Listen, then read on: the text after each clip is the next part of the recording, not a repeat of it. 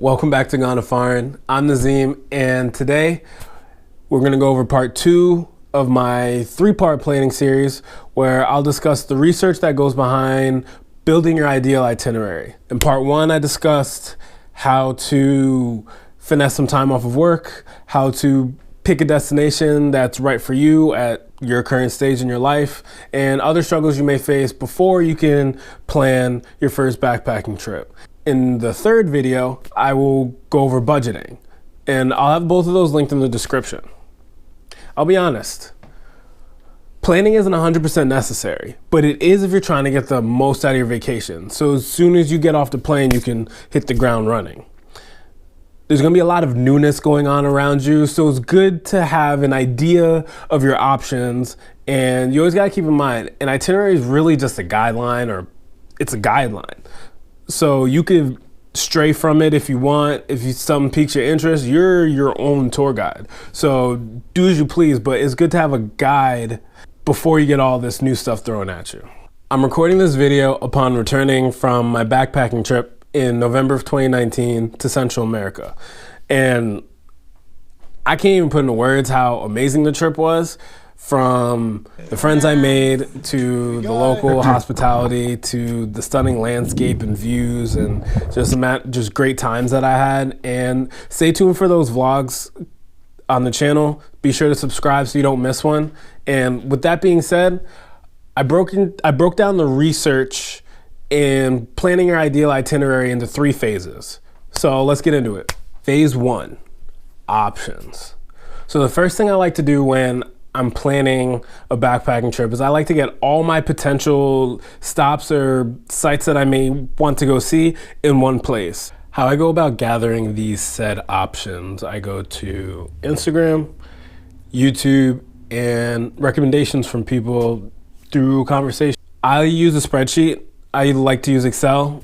That's just my finance and accounting background. But whatever works for you, if you like vision boards, if you like writing everything down in the book, whatever floats your boat. But try to get all of your potential destinations that you would want to go with your time off in one single place. Pick and choose from that so you can see, oh, I could do this here, I could do this here, but these two are very similar, so maybe I want to cut this one out.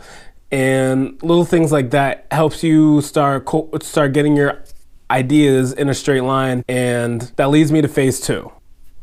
Rank them, top 5. Phase 2. So what I like to do is I like to highlight my top 5 destinations that I want to make sure I hit while I'm traveling abroad. For me, this was places like Bacalar, Cape Coker, scuba diving, Samuk Champay. These places were places that were non-negotiable for me. If I'm traveling to Central America, I'm going to see these places. So I really built my itinerary around them. And subsequently, I realized that all my top 5 places I wanted to see were in either Guatemala, Belize, or Mexico. And if you recall from my first video, my plan was to go from Panama all the way to Mexico. A part of planning is a change of plans. So I changed my flight halfway through this planning process.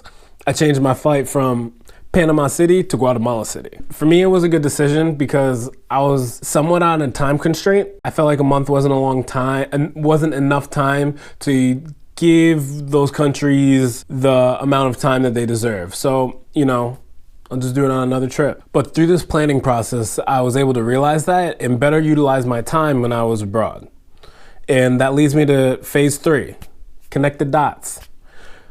So now that you have your top 5 places that you want to go, you can mark them on a map. Whether you do this physically or I use Google Maps, or right now we can just create little X's and literally connect the dots. And when you do this, you'll have to make pit stops and you will find other things that interest you to do along the way. And it's funny because some of those cities end up being some of my favorites. If you found this video helpful, give it a thumbs up, and I'll catch you next time on Gone Foreign.